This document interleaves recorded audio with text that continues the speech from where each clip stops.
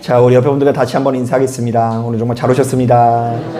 자, 은혜 받기 원합니다.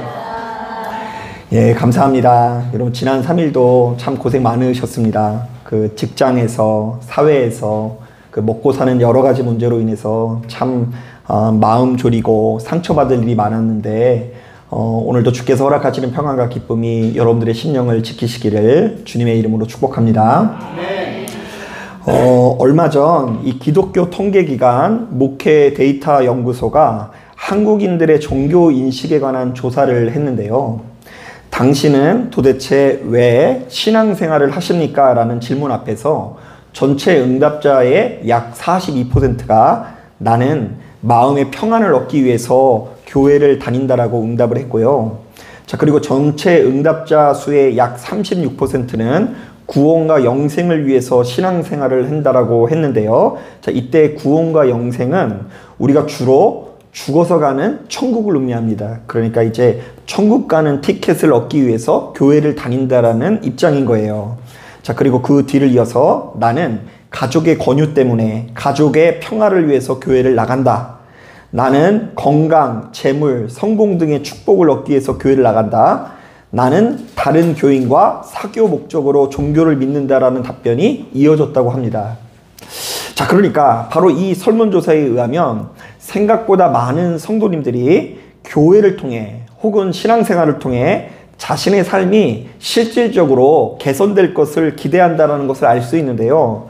이른바 우리의 심령이 조금 평안해지든 아니면 물질적인 축복이 내려지든 간에 좌우지간 우리 신앙생활을 통해서 우리의 인생이 조금 더 풍요로워지고 좋아질 것을 기대한다라는 것이죠. 자, 여러분 어떤 것 같으세요? 여러분 예수 믿고 복 받으신 것 같으세요? 예, 살림살이 많이 나아지셨습니까? 통장 잔고가 좀 올라가셨어요? 제가 좀 어려운 질문만 하고 있나요? 자, 그런데 바로 이런 정서를 가진 우리들에게 사도 바울은 오늘 본문을 통해서 정말 의외의 메시지를 전하고 있는데요. 자, 먼저 1절부터 6절을 보니까 그는 하나님의 은혜로 남이 알지 못하는 크고 놀라운 비밀을 깨닫게 되었다고 하는데요. 이제는 하나님께서 새로운 시대를 여시사 누구든지 주의 이름을 부르면 구원을 받는다 못 받는다? 예, 받는 시대가 열리게 되었다고 합니다. 자, 그래서 에베소서 2장을 보면 유대인과 이방인들은 더 이상 남이 아니라 한 몸이 되었다고 하는데요. 이른바 예수 믿는 우리들은 그리스도 예수 안에서 모두가 다 한 형제요 자매라는 이야기입니다. 자, 그러면서 바울은 자신이 이 같은 사실을 깨닫는 것 자체가 하나님의 특별한 은혜라고 고백합니다. 나는 하나님의 은혜로 남이 알지 못하는 것을 깨닫게 되었다. 나는 하나님의 은혜로 이방인들에게 두루 복음을 전해야 된다. 나는 하나님의 은혜로 이방인들을 위한 사도가 되었다. 자, 그리고는 오늘 본문을 통해서요, 아주 의미심장한 메시지를 전하는데요. 자, 먼저 우리 8절 말씀 다 같이 한번 읽어보겠습니다. 8절 시작. 모든 성도 중에 지극히 작은 자보다 더 작은 나에게 이 은혜를 주신 것은 측량할 수 없는 그리스도의 풍성함을 이방인에게 전하게 하시고. 자, 사도 바울은 지극히 작고 초라한 자신이 하나님의 은혜로 엄청난 비밀을 깨닫게 되었으니 바로 이것을 누구에게 전할 수밖에 없다고요? 이방인에게 전하는 것이 하나님의 뜻인 것 같다라는 이야기를 해요. 자, 그런데 그 길이 좋은 길이 아니라 힘든 길인 것 같은데요. 자, 우리 다 같이 13절도 다시 한번 읽어보겠습니다. 시작. 그러므로 너희에게 구하노니 너희를 위한 나의 여러 환난에 대하여 낙심하지 말라. 이는 너희의 영광이니라. 자, 사도 바울이 이방인들에게 복음을 전하는 과정에서 엄청난 환난과 괴로움이 동반될 수밖에 없으나 바로 이것은 수치스러운 일이 아니라 어떤 일이라고요? 영광스러운 일이라고 하는데요. 자, 그렇기 때문에 예수 믿는 우리들은 이 바울이 환난을 당하는 것을 보고 고난을 당하는 것을 보고 크게 낙심해서는 안 된다라고 권면을 하고 있어요. 자, 저는 바로 이 말씀을 묵상하면서 참 많은 것들을 깨닫게 됩니다. 사실 오늘날 우리들은 하나님의 은혜로 내 인생이 풍요로워진다거나 부유해진다거나 남들보다 찬란하게 빛나게 될 순간들을 기대하게 되지 않습니까?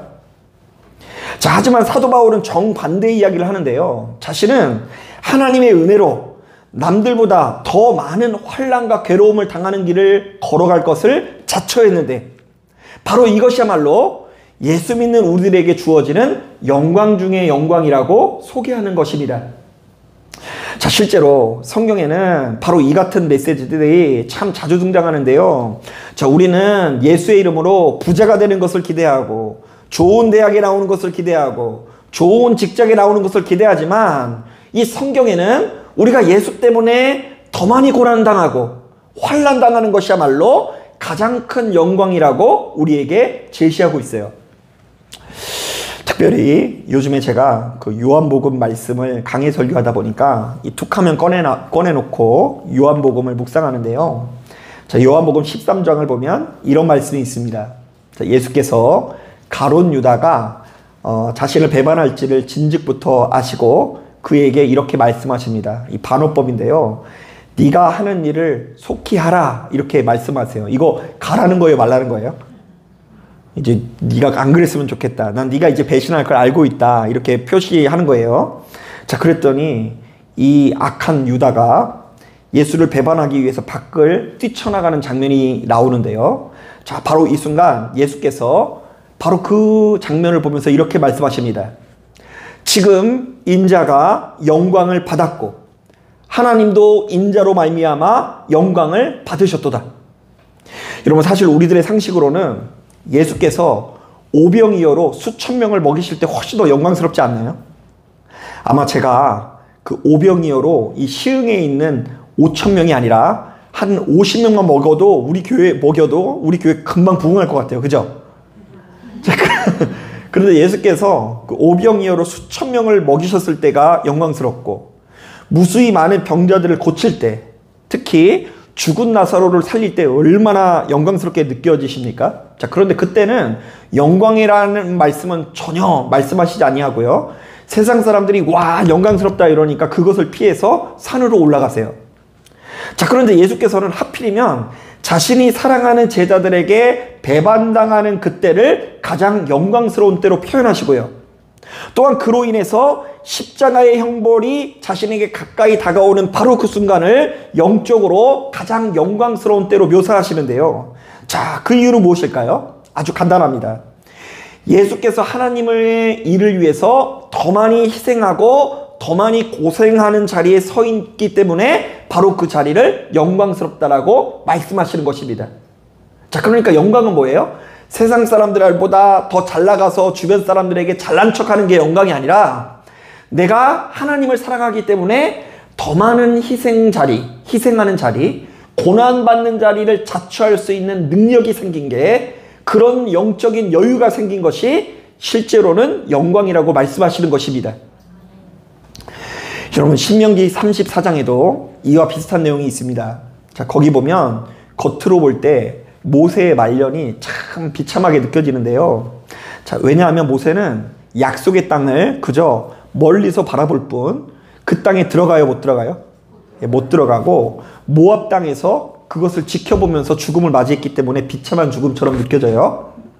또한 오늘날까지도 모세의 무덤이 어딘지를 아는 사람이 있었다, 없었다? 없었다. 여러분, 오늘날에도 일부 사람들 같은 경우에는 묘자리에 굉장히 신경 많이 쓰는 거 아세요? 그 좌청룡. 이거 벌써 아시네. 좌청룡 우베코. 이거 되게 많이 따져요. 재미난 얘기를 하자면요. 제가 과거에 목회를 하다가 이제 한 성도님이 저한테 부탁하시는 전화를 했어요. 목사님, 저희 가정을 위해서 기도해 주세요. 그래서 무엇 때문에 그러냐니까 이제 그 가족들끼리 싸움이 났대요. 그 식구들마다 하나가지 다 안 풀리는데 이게 다 묘자리를 잘못 써서 그런 것 같다고 하면서 분명히 시신을 열어보면 물이 가득하게 찼을 것 같대요. 그런데 우리 권사님은 그거랑 상관없다고 하면서 내기해보자. 그 사람들은 물이 찼다. 이 권사님이 물이 안 찼다. 근데 막상 질러놓고 보았는데 거기 열었더니 뭐가 있을까봐 걱정돼요.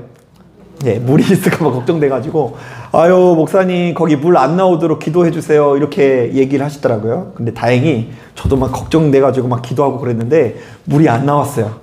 물 나왔으면 큰일 날 뻔했죠. 그래가지고 이제 그분들의 코를 납작하게 여겼대요. 그런데 이것만 보더라도 우리나라만 하더라도 이 묘자리 굉장히 중요하게 생각하잖아요. 아까 얘기했잖아요. 그 뭐요? 청룡? 좌청룡, 우베코. 자, 그런데 이 이스라엘 백성들은 본래 애굽에 있다가 나왔기 때문에 그 사람의 그 무덤을 굉장히 중요한 문명 가운데 있었어요. 오늘날에도 가장 세계적으로 큰 무덤 유적지가 어디에 있어요? 이집트에 있잖아요. 애굽에 있잖아요. 그렇기 때문에 그것에 영향을 받아서 무덤을 크고 호화롭게 짓는 것을 굉장히 중요하게 생각하는 문화가 그들에게 있었는데요. 그런데 그런 곳에서 왕자 출신이었던 모세가 무덤이 어디 있는지 안다 모른다? 모른다. 이 비참한 죽음이 아닐 수 없어요. 자, 그런데 이 신명기의 기자는 세상적으로 볼 때 뭐 하나 내세울 것 없는 이 모세의 죽음이 사실은 참으로 영광스럽고 아름다운 죽음이었다고 증언하는데요. 일단 죽음을 앞둔 모세가 기도할 때에 그 기도를 받는 여호수아가 성령 받는 장면이 나와요. 야, 무덤은 없었지만 그가 기도할 때 성령께서 역사하시더라.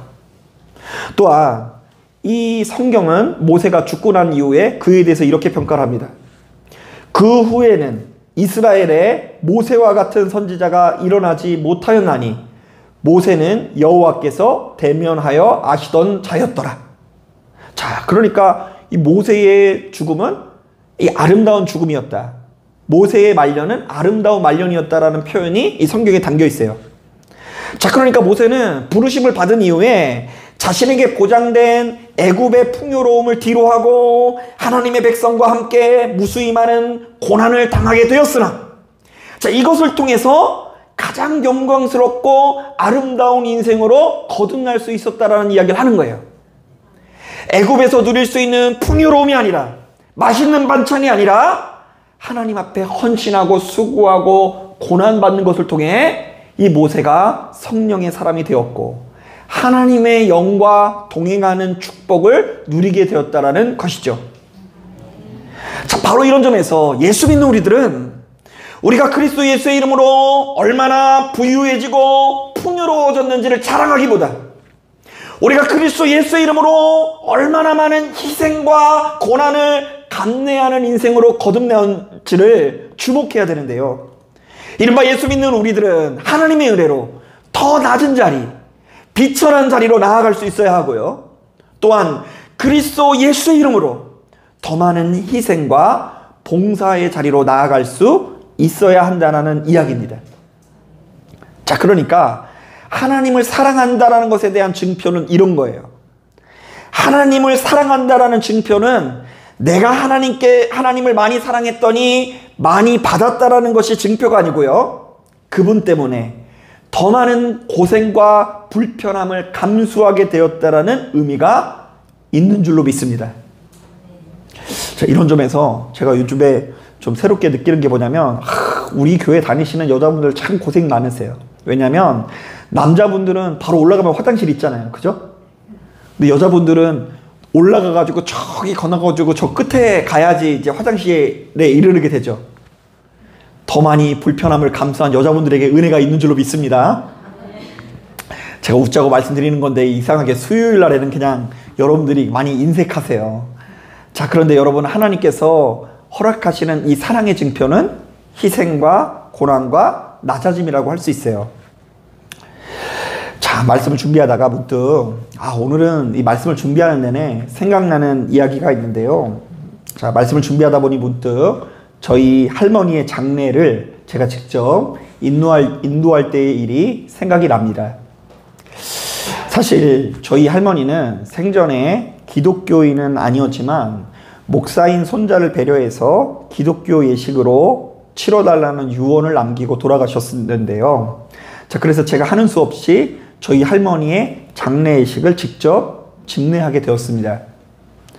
그런데 이번 장례 예식은 제가 그동안 집례했던 그 어떤 예식보다 사실은 힘들었는데요. 자, 왜냐하면 첫 번째로 여러분 장례를 치러본 적이 있으시면 알겠지만 장례식을 치르는 내내 좀 씻기가 어렵잖아요. 그죠? 조금 꼬질꼬질하잖아요. 원래 이 꽃단장을 하고서 이 장례 예식을 인도하는데 그 장례 기간 내내 씻지도 못하고 자지도 못하니까 피곤해서 일단 인도하는 게 힘들고요. 두 번째로는 아무래도 일가 친척 중에 믿는 분이 많지 않으니까 야, 기독교 문화가 생소한 분들과 장례를 치르는 게 그렇게 힘들어요. 그래서 노래 부르자 그러면 노래 부르는 사람이 누구밖에 없어요?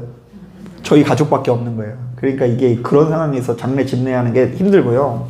자, 그리고 무엇보다 힘든 것은 할머니께서 저에게 베풀어진 사랑에 비해서 제가 너무나 큰 불효를 저질렀다라는 생각 때문에 이 마음속 한구석에 괴로움이 몰려왔습니다. 사실 저희 할머니는 그야말로 일평생 일만 하는 인생이었거든요. 자, 그리고 저희 할머니가 초등학교 한번 다녀보신 적이 없어서 까막눈이셨어요. 근데 그런 와중에 얼마나 일을 열심히 하시는지 일찍부터 할아버지를 여의고 홀몸이 되시고는 6남매를 키우기 위해서 직접 일을 하시는데요. 매일 저녁 6시면 주무세요. 6시, 7시 정도가 되면은 주무셨다가 새벽 2시쯤 일어나서 하루 종일 쭉 일하다가 씻지도 못한 채 그대로 쓰러져서 주무시는 것이 그분의 일과였습니다. 자, 그리고는 그렇게 열심히 일해서 버신 돈을 이제 가지고 이제 자녀들을 다 이렇게 키워내시고요. 그리고 그중 일부를 저에게 나누어 주셨는데요. 특히 제가 장가가기 직전에 저희 할머니 댁에 찾아가서 하루 잤는데 이런 얘기를 하시더라고요. 운아, 내가 너를 위해서 사실은 이것보다 훨씬 더 많이 모았는데 다른 곳에 이곳저곳 쓰다 보니까 이거밖에 안 남았다. 그래도 할머니한테 있는 마지막 돈이니 이거 받고서 결혼해서 잘 살아라 이래놓고 저한테 1,000만 원을 부조해 주셨어요. 잘 안 놀라시네요. 1,000만 원이라고 해도. 그 시골에 계신 할머니들이 1,000만 원 모으는 게 쉬운 일이 아니거든요. 여러분, 시골에 계신 할머니가 정말로 피, 땀, 눈물을 통해서 이 1,000만 원을 모으신 거죠. 그리고 심지어 그때 제가 결혼하면서 꾸린 저희 그 신혼집에 월세 보증금이 있었는데, 그러니까 이제 서울에서 워낙 집이 비싸다 보니까 들어가지 못하고 이제 그 월세 그 보증금이 있었는데 그 월세 보증금도 할머니께서 물려주신 것으로 마련한 금액이었어요. 그러니까 이제 와서 제가 생각해보면 제가 이렇게 아름다운 가정을 꾸릴 수 있었던 것도 순전히 할머니께서 베풀어 주신 사랑 때문이라는 생각이 드는데 그때는 제가 이제 그것을 잘 몰랐었던 것 같아요. 자, 그런데 제가 그렇게 큰 은혜를 입고도 목회한다라는 핑계로 생년 찾아뵙지도 않고요. 그 할머니의 육체가 사그라드는 과정에서 단 한 번도 그분의 손을 잡아드리지 못하는 생각에 막상 할머니가 돌아가시고 나니까 여기에 너무 속상한 마음이 드는 거예요. 그리고 원래 여러분 형제들은요, 누가 못한 사람이 있으면 눈초리를 줘요, 안 줘요? 주잖아요. 그러니까 우리 고모들, 우리 작은아버지 뭐 할 것 없이 별로 장례식장 갔는데 별로 환영하지 않는 얼굴이에요. 자, 그런데 이런 상황 속에서 할머니께서 그래도 자신을 찾아온 적 없는 이 못난 손자가 목사란 이유로 자신이 죽고 나면 기독교장으로 치러달라고 유언을 남기고 돌아가셨는데요. 제가 그런 이야기를 들으니까 참 힘들더라고요. 와, 이분은 마지막까지 나를 이렇게 사랑해 주시는구나. 사실 주변의 친구들은 제가 할머니 장례를 직접 치렀다고 하니까 그래도 우리 네가 목사라 기독교장으로 치르니 참 잘됐다라고 이야기를 해주더라고요. 자, 물론 기독교인들에게 기독교장으로 장례를 치르면 좋죠. 저만 하더라도 그 장례식 내내 옆에서 막 불경 외우고 있고 막 그러면 좀 힘들 것 같다는 생각도 들어요. 자, 그런데 장례가 기독교 예식인 것도 중요하지만 제가 목사여서 그 예식을 직접 집례하는 것도 중요하지만 중요한 것은 할머니께서 살아계실 때 더 많은 사랑을 베푸는 거겠죠. 그래서 저는 장례식 내내 저의 마음에 찾아온 이 괴로움과 면목 없음 때문에 참 마음고생이 심했는데요.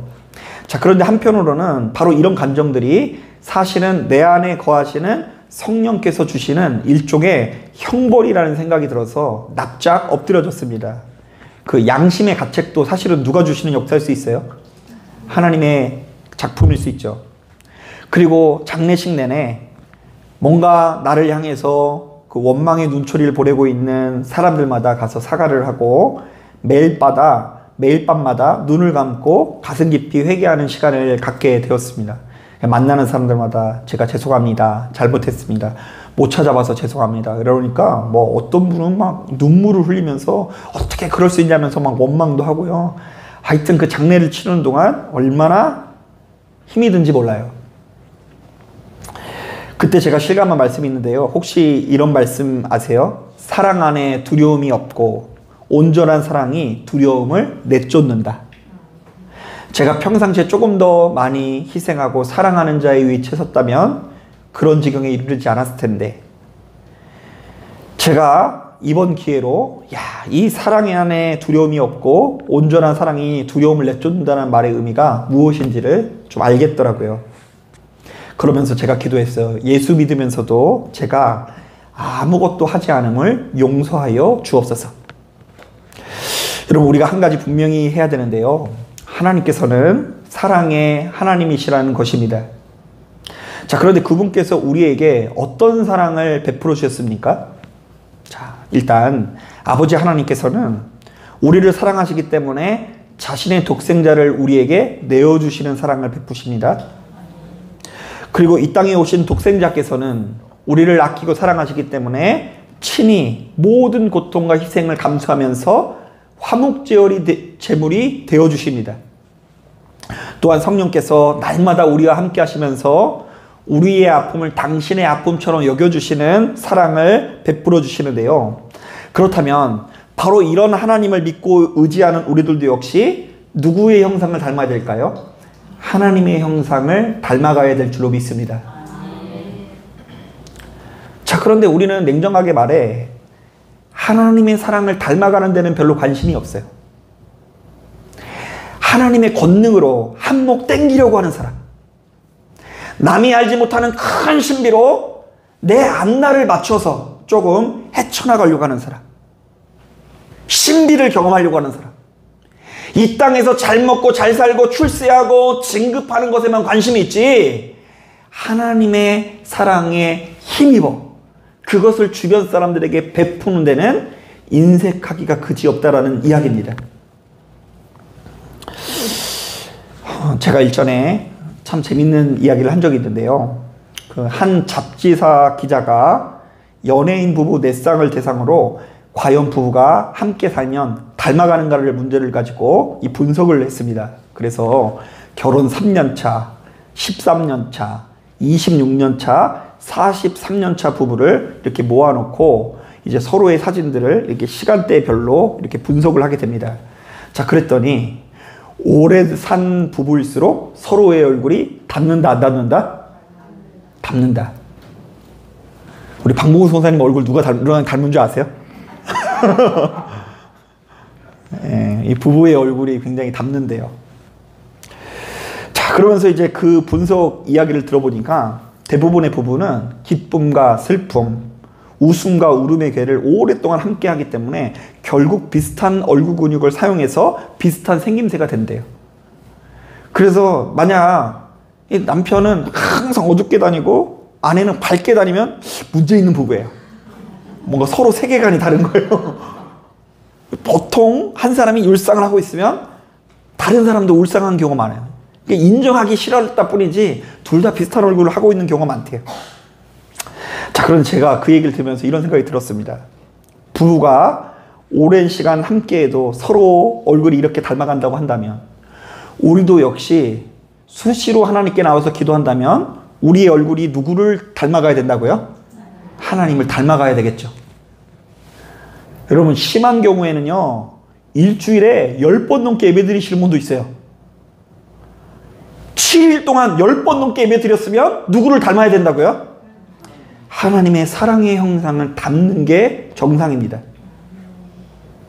그런데 만약 입술로는 우리가 사랑의 하나님, 영광의 하나님을 섬긴다고 하면서 매번 절에 그려진 무시무시한 사천왕의 얼굴을 하고 있거나 심지어 무당의 얼굴을 하고 있다거나 잔뜩 쪼그라들어서 세상 불쌍하거나 불행한 사람의 얼굴을 하고 있다면 이런 나의 신앙이 제대로 된 신앙인지를 돌아볼 수 있어야 합니다. 자, 한번 따라해 보겠습니다. 내가 어딜 봐서 복 받은 사람일까? 받은 사람인가? 한 번 더 따라하겠습니다. 내가 어딜 봐서 구원받은 사람인가? 구원받은 사람인가? 자, 오늘 우리가 읽은 본문은 바로 이런 질문 앞에서 우리로 하여금 시종일관 사랑의 형상을 요구하고 있습니다. 하나님께서 우리를 사랑하사 너무나 크고 놀라운 비밀을 깨닫게 하셨으니 너희는 그것이 보다 널리 전파될 수 있도록 환난과 고난을 자처하는 인생이 되라. 설령 예수 믿는 우리들이 주님의 일을 하는 가운데 여러 가지 고난과 괴로움을 당할지라도 그거를 이상하게 여기거나 낙심하지 말라. 예수 믿는 우리들이 더 낮은 자리, 비천한 자리에 서는 것은 영적으로 볼 때는 크나큰 영광을 누리는 것이다. 사랑하는 여러분, 제가 늘상 이야기하지만 우리가 예수를 믿어도 부자가 되지 못할 수도 있고 출세하지 못할 수도 있습니다. 또한 남들처럼 건강하지 못하거나 때로는 세상 사람들도 안 걸리는 병에 걸려서 중병을 앓는 위치에 서게 될 수도 있어요. 그것은 절대로 부끄러운 일이 아닙니다. 예수 믿는 우리들도 코로나에 걸릴 수 있고 예수 믿는 우리들도 감기에 걸릴 수 있죠. 하지만 진짜 부끄러운 문제가 있는데 우리가 일평생 예수를 믿었음에도 불구하고 그 예수께서 우리에게 보이신 사랑의 열매가 나타나지 않는 것입니다. 이른바 예수 때문에 우리 가정 가운데 조금 더 참는 사람, 조금 더 인내하는 사람이 보이지 않는 것이야말로 가장 부끄러운 일이 아닐 수가 없습니다. 여러분, 오늘 오전에 제가 어떤 책을 읽는데 그 책에 이런 내용이 나오더라고요. 해마다 유독 풍년을 거두는 농부에게 그 비결이 뭐냐고 물어봤대요. 어떤 사람이. 이 농부만 매년 풍년을 거두니까 어떻게 이렇게 풍년을 거둡니까? 물어봤더니 그분이 이렇게 얘기했대요. 나는 하다못해 모내기를 해도 풀을 뽑더라도 주 예수 그리스도의 이름으로 주 예수 그리스도 앞에서 하듯이 뽑습니다. 자, 그러니까 이 별을 깊이 사랑했대요. 하나님께서 나를 사랑하시니 그 사랑을 어디다 쏟았다고요? 벼에다가 쏟았대요. 그래서 저는 우리 장로님한테 그런 얘기 해주고 싶더라고요. 알을 그렇게 사랑하시라고. 닭 키우시니까 그 닭을 엄청 사랑하시라고. 그리고 돌아보았더니 저도 때로는 여러 가지 속상하고 아픈 마음을 가지고 있지만 그런 마음으로 교회를 섬기는 것 같아요. 그러니까 힘들고 어려운 일이 없어서가 아니라 나를 향한 하나님이 크시니까 그 하나님을 사랑하듯이 그래도 이 자리에 말씀을 전하는 누군가가 필요하다라는 마음을 가지고 이 자리에 서서 정성껏 말씀을 준비하는데요. 여러분 어때요? 오늘 좀 배불리 먹는 것 같아요? 아멘 안 하신 분 제가 적어놓을 거예요. 자, 그런데 만약 우리가 이 같은 영적인 흐름을 벗어나 남들의 앞에서 괜시리 목소리가 커져서는 안 됩니다. 이 사람 저 사람 괜히 뒤에서 정죄하거나 판단하지 마십시오.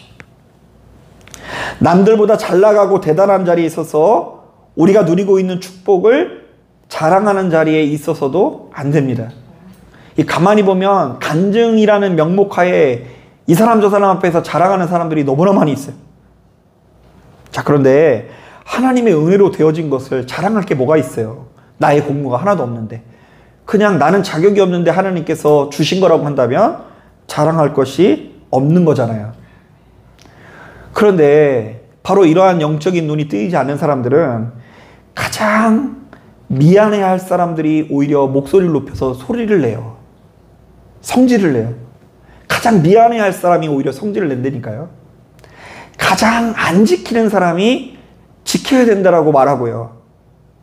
가장 이 주님의 몸된 교회를 섬기는 데 있어서 이 하나님 앞에 회개해야 되는 부분이 있는 사람들이 도리어 힘을 내는 경우가 많이 있다라는 이야기예요.